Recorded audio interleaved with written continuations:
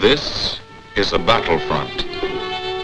A battlefront like no other in the long history of mankind's wars. This is an air front.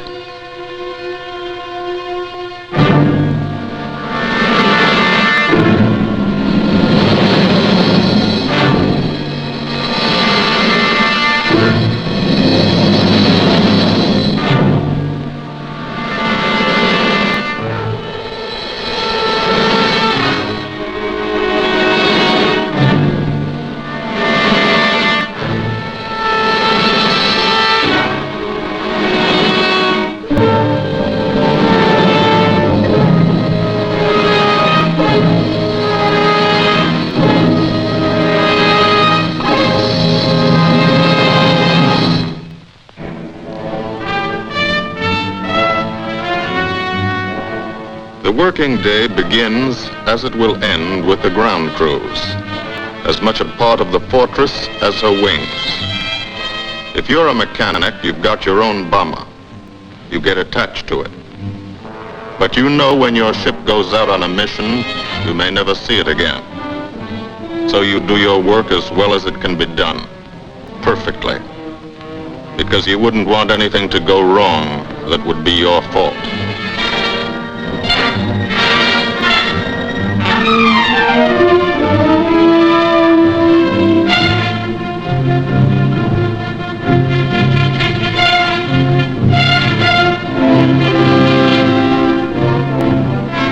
Today the bombs will be taken from these bomb dumps somewhere in England and delivered to specific points in Wilhelmshaven, Germany.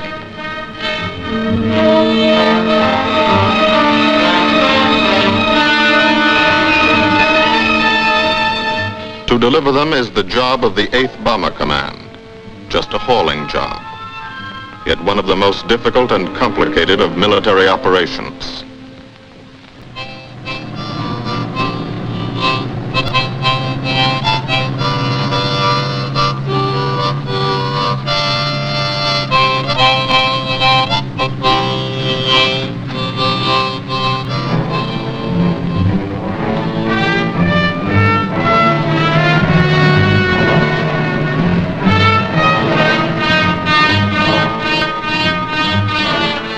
General-purpose demolition bombs, impact velocity as high as 750 miles an hour, pierce 5 inches of armor plate, destroy a factory.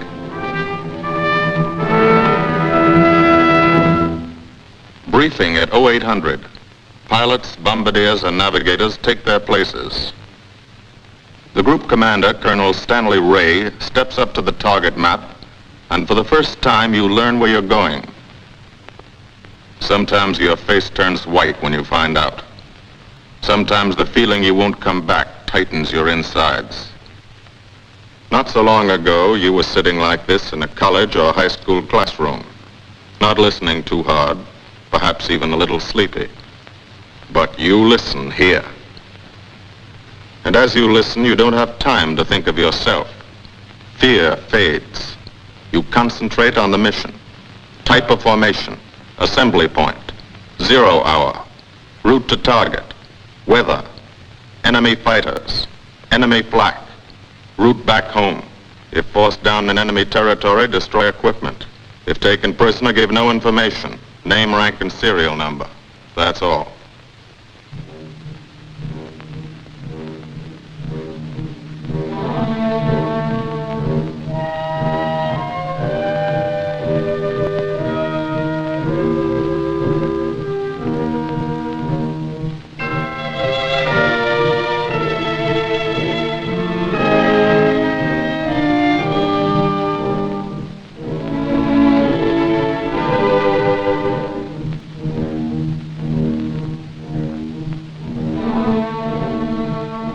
These are the passengers with one-way tickets.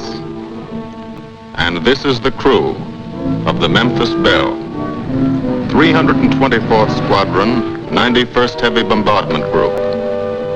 Just one plane and one crew in one squadron, in one group, of one wing, of one Air Force, out of 15 United States Army Air Forces. Well, fellas, we've never had an easy ride over there yet, and today won't be any different. No escort except unfriendly, so keep your eyes peeled. Don't get excited and yell when you're talking on the intercom. Save your ammunition and make your shots count. And let me know what goes on back there, Quinlan. Yes, sir. Stay on the ball, gang, and she'll bring us back like she's always done. Okay? Let's go.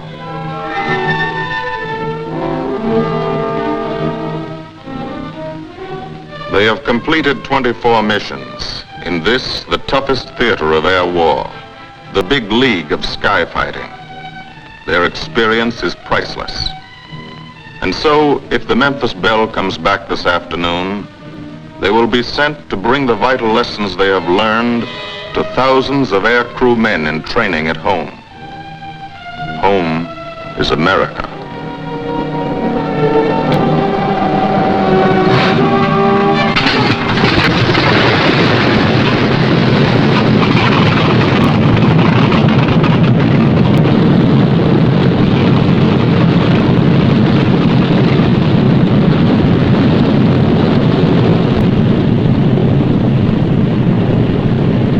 This is a battlefront, like no other in this or any war. No monster armies, no booming cannon. Only the roaring engine sound of the bombers pounding through the quiet English countryside. This is an air front.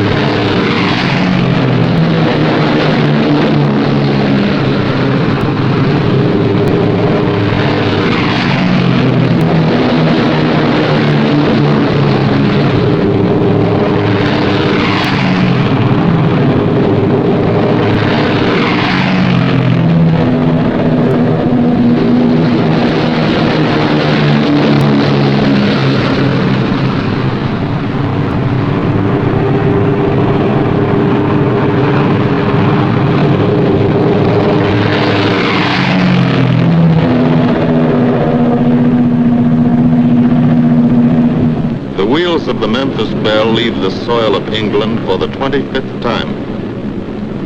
The friendly soil of England, with its ordered farms and rural hamlets, its country estates surrounded by formal gardens and well-kept parks.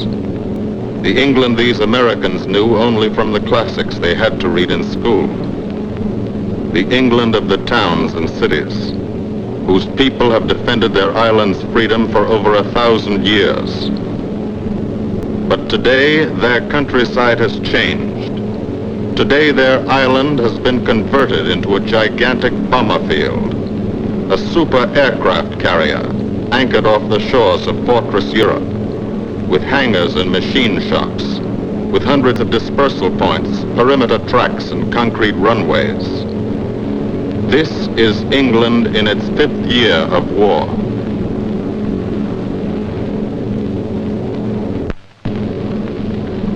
And this is the new battlefront, the air front, from which we seek out the enemy.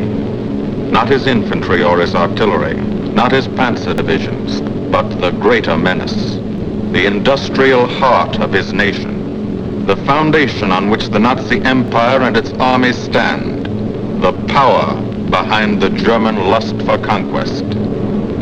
The steel mills and refineries, shipyards and submarine pens, factories and munitions plants, pinpoints on the map of Europe which mean rubber, guns, ball bearings, shells, engines, planes, tanks, targets.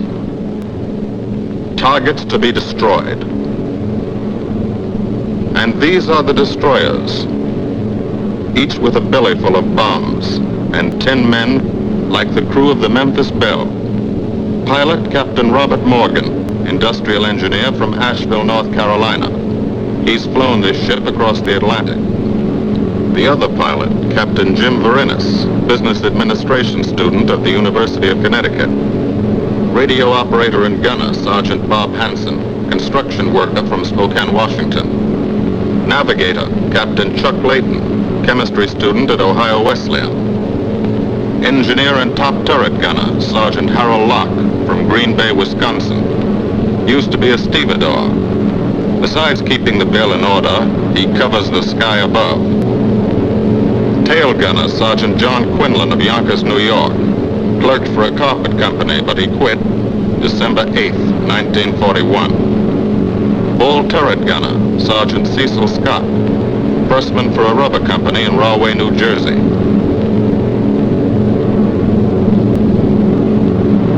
Pilot to crew, 10,000, put on oxygen. They're climbing higher now, 300 feet a minute. The strain on the planes and on the men is mounting. The rest of the crew, Bombardier Captain Vincent Evans, operated a fleet of trucks in Fort Worth, Texas. Waist gunners, on the right, Sergeant Bill Winchell, chemist for a paint company in Chicago. And on the left, Sergeant Tony Nastal, used to repair washing machines in Detroit when he was a kid. Now he's 19 and has 2 Nazi fighters, confirmed.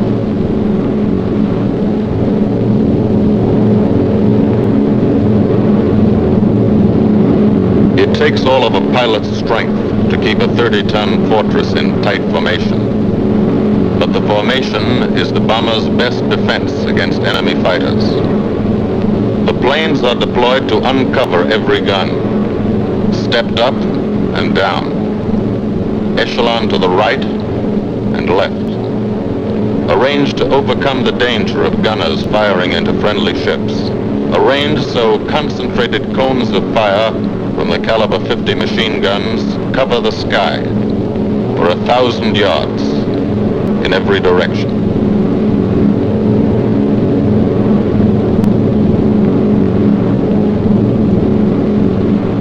The friendly coast of England slips by below. It doesn't look like much now, but in a few hours when you come back, if you come back, this will be the most beautiful view in the world. Higher and higher, climbing to reach your best operational altitude, 25,000 feet, 5 miles straight up. So high you can't be seen from the ground with the naked eye. So high that after 1 minute without oxygen you lose consciousness. After 20 minutes, you're dead.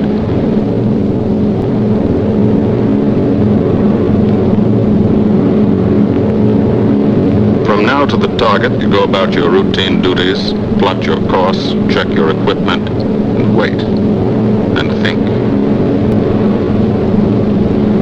Higher and colder. Temperature 40 degrees below zero. Take off your glove and you lose some fingers. You look out at the strange world beyond, reflections in plexiglass, like nothing you ever saw before, outside of a dream.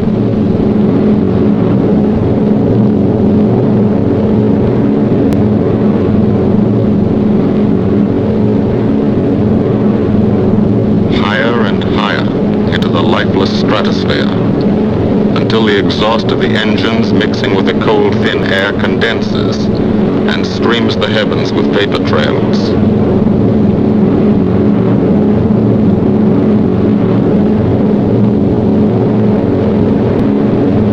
To the men in the ships, they're far from beautiful, for they point like beckoning fingers to the formation, signposts in the sky for the enemy to spot us.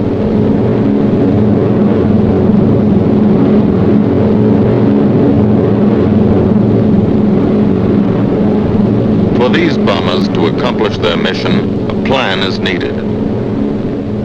Carefully worked out, timed to the minute. The job is to bomb Wilhelmshaven effectively and economically. The enemy is strong, skillful, determined to stop us. Here are his defenses. Airdromes, well dispersed. Each plane indicates a stoffel or squadron of fighters. Heavy anti-aircraft, highly trained and accurate, all along the coast and defending his vital installations. Radar to warn him of our coming. Here is our plan to divide his defenses and weaken his opposition. At 13:30 hours, shortly after takeoff, 6 groups of planes will be heading toward the enemy coast from 6 directions. The Blue Force, 100 B-24 Liberator 4-engine bombers. The White Force, 300 B-17 Flying Fortresses. The Green Force, 300 B-17s with an escort of 6 squadrons of P-47 Thunderbolts. A force of B-26 Marauders, twin-engine medium bombers with 6 squadrons of RAF Spitfires escorting. Almost 1,000 planes and over 8,000 men in the air. The enemy alerts all his airdromes. But which is our main force? What are our targets? Where should the Nazi controllers send their fighters? It's our job to make them guess, and guess wrong.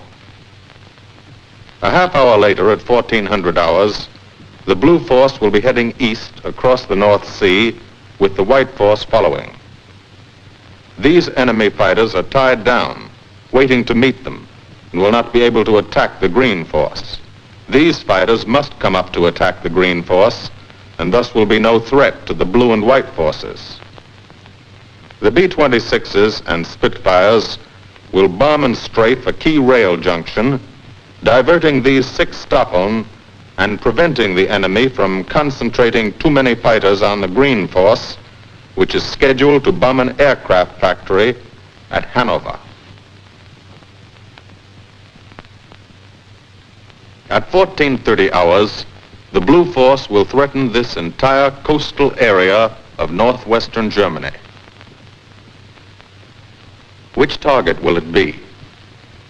Flensburg? The Kiel Canal? Or will it turn suddenly and bomb Hamburg, Wegersack, or Emden? Actually, it carries no bombs at all. It's a decoy and keeps the fighters from the northern area busy while the White Force, the main effort, heads for the submarine pens of Wilhelmshaven. At 1500 hours, while the White Force is over its target, only a fraction of the available German fighter strength of the area can intercept it. Because of the Blue Force diversion and the simultaneous bombing of Hanover by the Green Force. This is the plan of battle for today, drawn up by the Combined Operations Planning Committee and approved by the Commanding General. The White Force, lead group, low squadron. We've crossed the invisible line of enemy radar. The Hun is expecting us.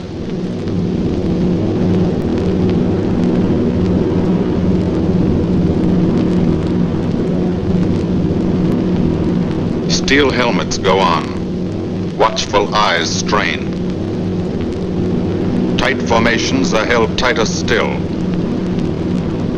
Tense gunners more alert because here it comes.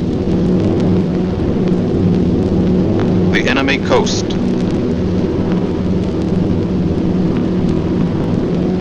From up here it looks the same as any other.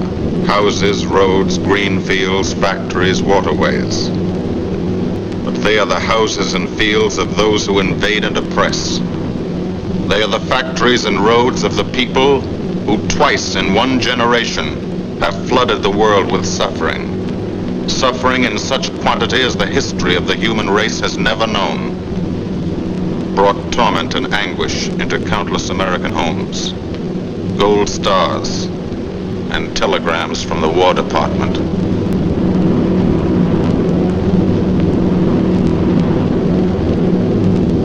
The first flak, just harmless looking, silent puffs of smoke. Only each puff is a shell exploding, throwing shrapnel around the sky. Exactly the range, accurate flak by radio prediction. 5 miles down, Nazi anti-aircraft batteries have calculated the altitude, speed, and course. Where will the next one hit? You try not to be there.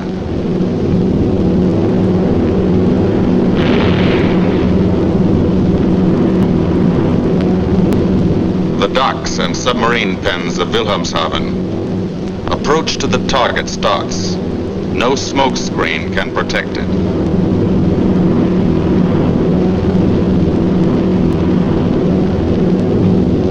Now the enemy knows the path of your approach and walls that path with a flak barrage, but you fly right through it.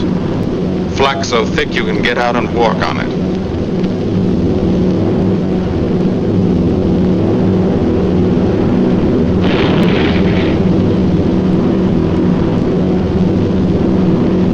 Morgan changes course every 15 seconds. Evasive action to confuse the flak batteries. Bomb sights set for correct altitude and speed. Bomb bay doors open. The bombing run begins. Pilot to bombardier. Okay, Vin, you've got it. Now Evans flies the Memphis Belle, controlling it through the bomb sight. And now we are most vulnerable. Committed to our bombing run, we can't dodge flak or fighters. Here's the first.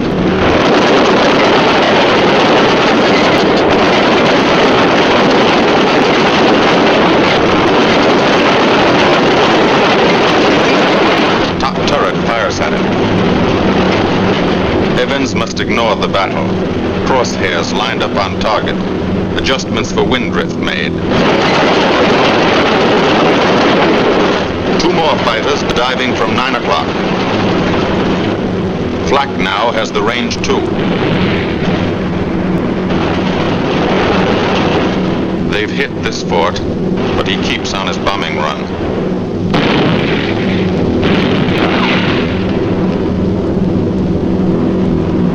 As lead bombardier, Evans's aim must be good.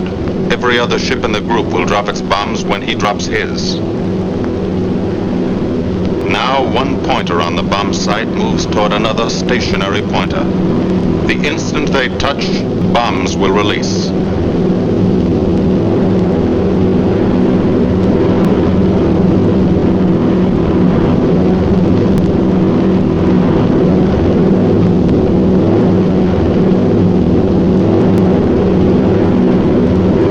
They touch. Bombs away.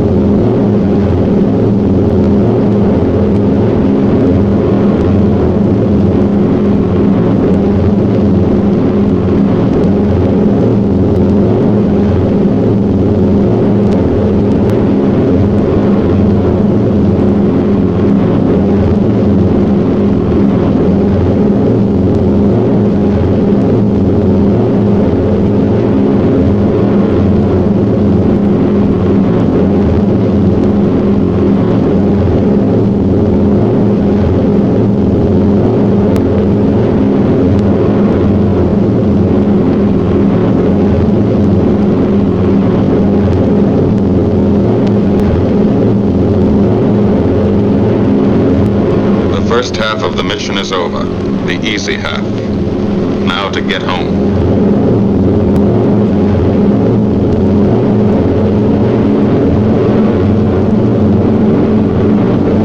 Stops. That means fighters out there somewhere. A staffer lurking behind that cloud, or hiding up in the sun where the glare blinds you and you can't see them, waiting to dive down on you. Fighters at 6 o'clock. This is what a gunner sees. A speck in the sky. That's a fighter. And then a blink. That means he's firing at you. 2,300 rounds a minute.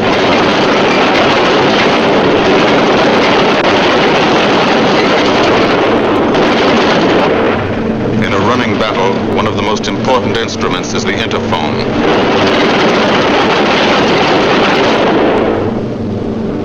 There's 4 of them, 1 o'clock high. They're coming around. Watch.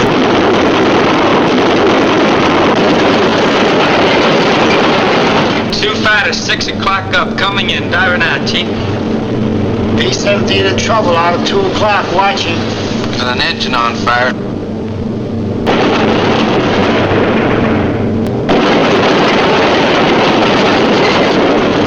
There's 2 more diving through the 94th. 3 planes, 9 o'clock, coming around. Keep your eye on them, boys. Coming around at 10. Watch them, Chuck. Keep your eyes open. Yeah. They're breaking at 11, breaking at 11. I got him.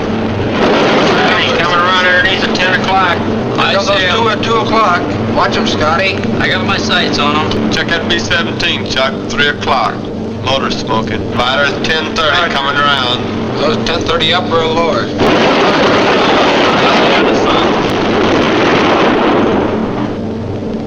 B-17 out of control at 3 o'clock.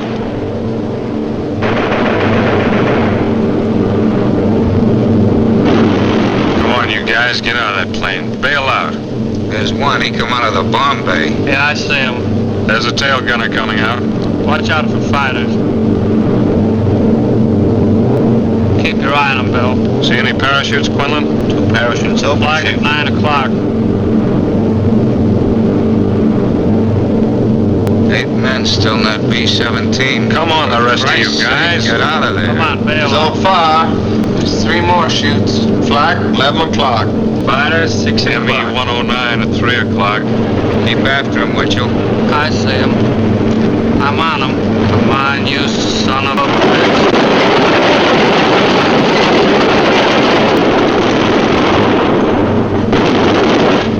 I got him. Quinlan, confirm that fighter. He got him, Chief. Look, he's bailing out. Damn it, don't yell on that intercom. Fighters, 10 o'clock. Watch those 2 at 12, Vin. They're coming in. They're coming in, Scotty. Get that ball turret on him. Save the ammunition as much as possible.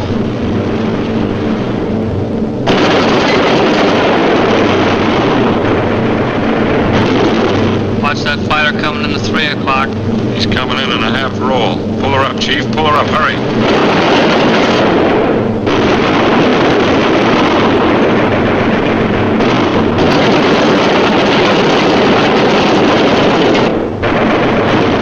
This fortress is hurt. Engine on fire, losing airspeed and altitude, drifting into the flak, alone and helpless. A straggler. In a minute, Nazi fighters will swarm in like buzzards for the kill. You can watch, but you can't go down to help. You keep your formation.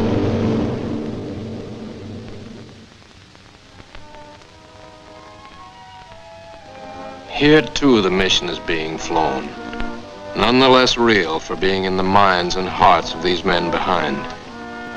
Ask anybody who's been to a field in England, or anywhere else our bombers are based, and he'll tell you that there's drama here, too. Waiting to see who's coming back.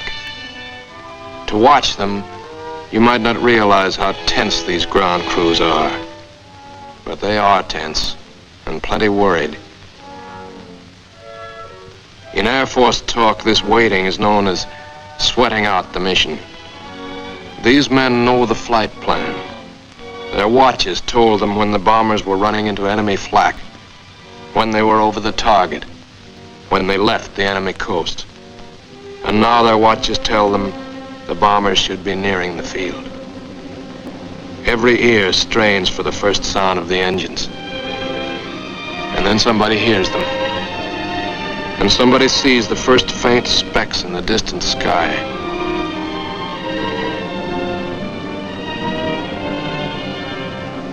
Every face turns to see and count. The watchers try to read the numbers on the ships. These planes have priority to land first. The colored flares mean wounded aboard. In the hospital window, these watching men know what that means. They know what it feels like to lie on a bouncing fortress floor for hundreds of miles through the frozen stratosphere in great pain, with the other men in your crew fighting to keep you alive until they hit the field. The field. Home. It'll be okay then, because there'll be medical care, the best, as soon as the wheels of your plane stop rolling.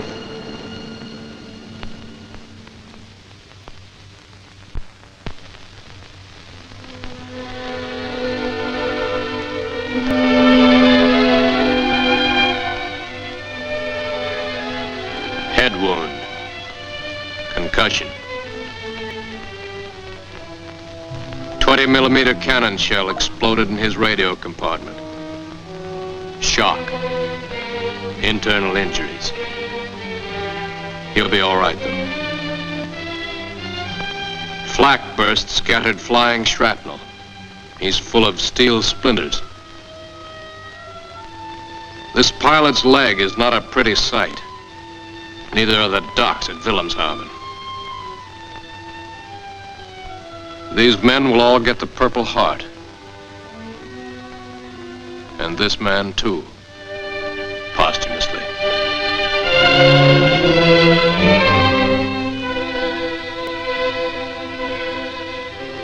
A transfusion right in the plane. This gunner's too weak to be moved. The new life-giving blood flowing into his veins might be the blood of a high school girl in Des Moines, a miner in Alabama, a movie star in Hollywood, or it might be your blood, whosever it is. Thanks.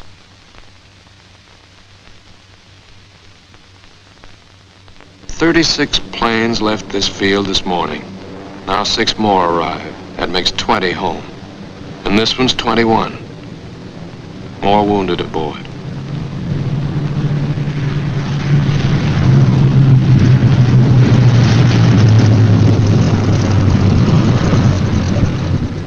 .22, coming in with his left inboard engine dead.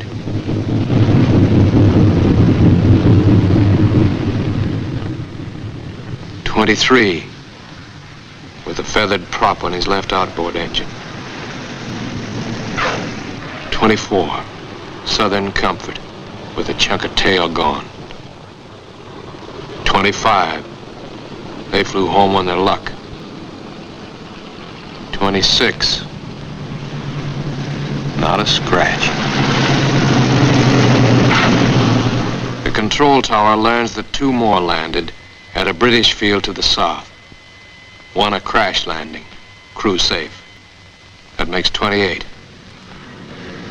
29, a rough landing, but her pilot's badly hurt. It's a wonder he brought her back at all. 29 planes back, so far. 29 out of 36. Our losses were heavy, but the enemy's were far heavier. We destroyed a German aircraft factory, a rail junction, submarine pens, docks, and harbor installations. That's specific, known damage. But who can tell the number of German torpedoes that will not be fired? The number of our convoys that will get through now, the soldiers and seamen's lives that will be saved, or the battles that will be won instead of lost because of what these bombers and airmen did today.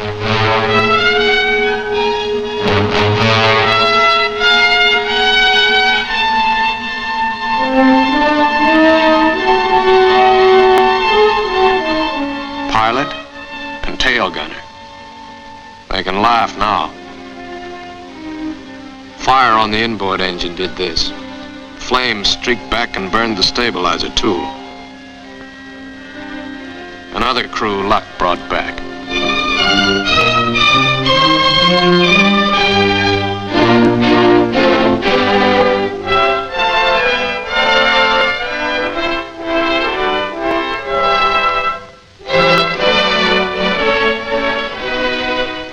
Here's old Belle.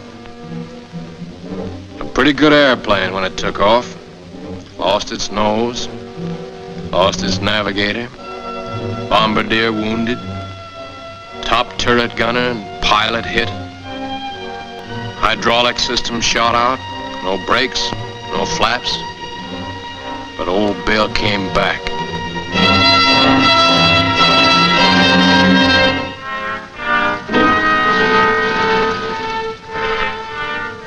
Now, among the returned crew members, talk flows like a river, talking out every detail of the mission. These are the faces of combat, faces of Americans who have watched their comrades die, faces that can never forget the enemy, and they're in no mood to have their picture taken.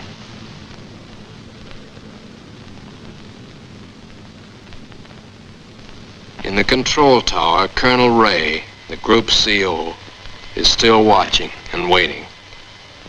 And then he spots the last flight. 3 more planes.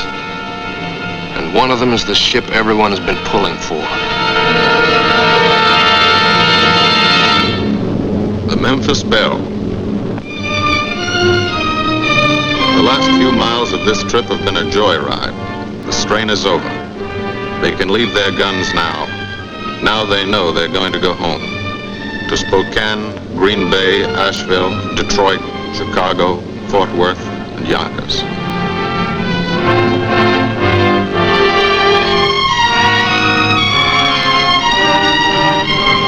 The Belle comes in for her landing. But first Morgan buzzes the field, cuts the grass with the giant fortress. It's against the rules, but this is a special occasion.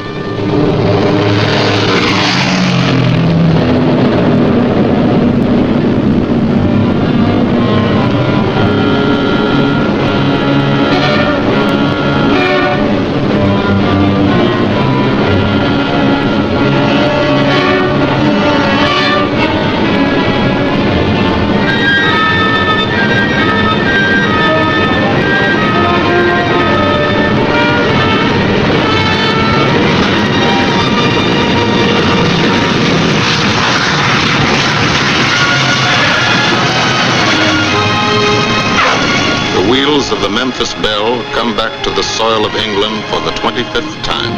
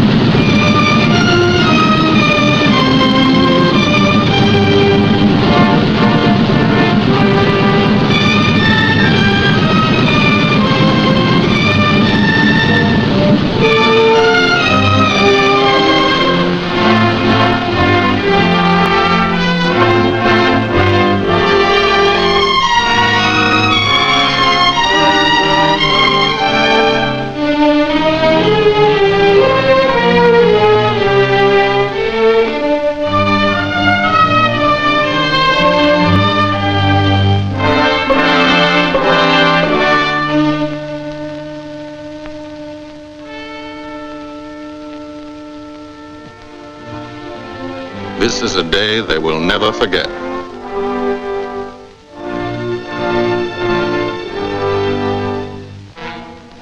Another great day soon after, Brigadier General Hansel visited the field and presented the Distinguished Flying Cross to every member of the crew.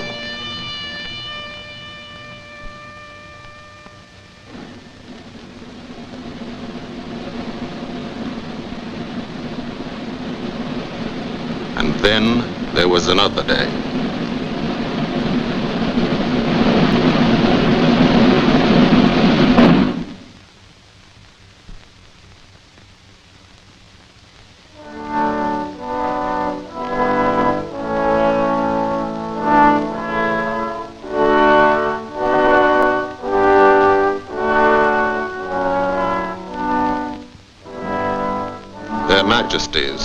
King and Queen of England.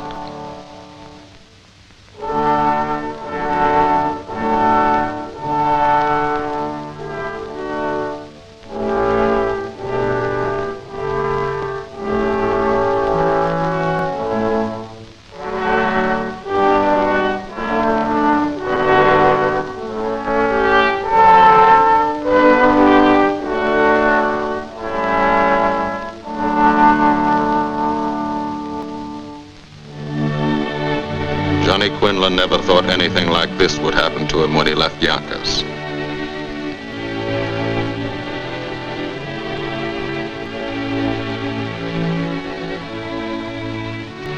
The ground crew were a little self-conscious about being dressed in fatigues, but the Queen thought they were very nice.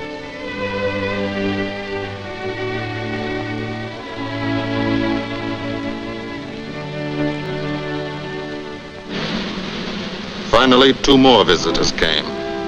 General Acre, commanding the 8th Air Force, and General Devers, U.S. commander of the European Theater. The Belle crew received them in flying clothes. As General Acre read the order for what he called their 26th and most important mission, return to America to train new crews and to tell the people what we're doing here, to thank them for their help and support, and tell them to keep it up, so we can keep it up, so we can bomb the enemy again and again and again until he has had enough. And then we can all come home.